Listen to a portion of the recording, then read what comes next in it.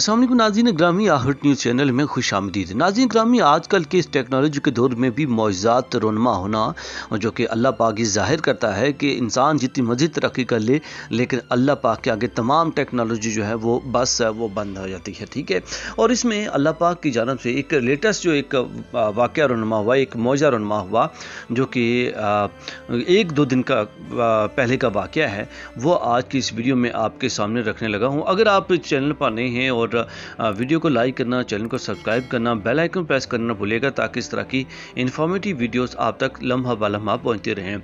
नाज़रीन ग्रामी, एक अजीब और दिल दहला देने वाला वाक़या रोनमा हुआ जो कि लीबिया के अंदर ये वाक़या रोनमा हुआ। एक हाजी जो कि हज करने की गर्ज से सऊदी अरब जाना चाह रहा था, लेकिन लीबिया के हुकाम की जानब से और जो उनके एरोप्लेन कंपनी है उनकी जानब से उसको रोका गया। लेकिन फिर क्या ऐसा मौजा रोनमा हुआ जिसको सुन के, जिसको देख के पूरी दुनिया हैरान रह गई, और बिलखुसूस वो जहाज़ का जो पायलट था वो भी बिल्कुल दंग रह गया, हैरान रह गया। और वो उस पायलट ने उस शख्स की मिन्नतें करना शुरू कर दें कि तुम मुझे माफ़ कर दो। ये वाक़या क्या है उसकी जानब चलते हैं। और एक ऐसा नाता उस शख्स की जानब से अल्लाह के साथ था यकीनन कि जिसने सबको सख्त हैरत में मुब्तला कर दिया, हैरान कर दिया। ये लीबिया एक नौजवान हाजी की हैरानकुन दास्तान है जिसे ना लेकर जाने वाले तैयारे को 2 बार फ़ज़ा से वापस लौटना पड़ा।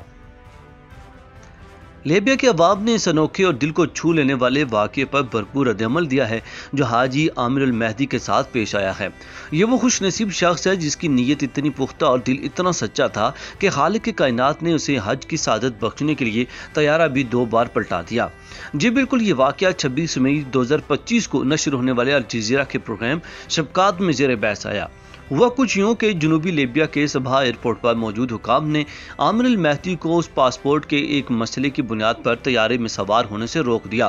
फ़्लाइट के वक्त हजाज जाने वाले मुसाफिरों के नाम पुकारे गए मगर इसे अंदर जाने की इजाज़त नहीं दी गई। फिर तैयारा अपने मुकर्रर वक्त पर उड़ान भरकर रवाना हो गया, लेकिन अल महदी मायूस न हुआ और ना एयरपोर्ट की रवानगी हाल से निकला। वो पूरी इस्तकामत और यकीन से कहता रहा, मैंने नीयत बांध ली है, मैं हज के लिए जा रहा हूँ और मैं जाऊँगा।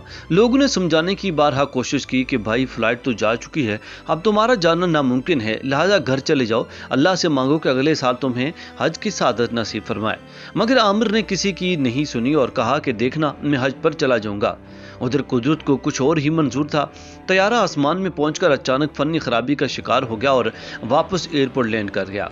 ये मौका अल महदी के लिए एक नई उम्मीद की किरण बन सकता था, मगर जब तैयारा वापस आया और अल महदी को सवार होने की इजाज़त तलब की गई तो पायलट ने सीढ़ी खोलने से इनकार कर दिया।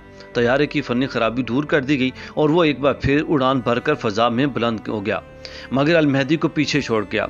मगर वो मर्द मोमिन ना तो मायूस हुआ ना ही घर लौटा।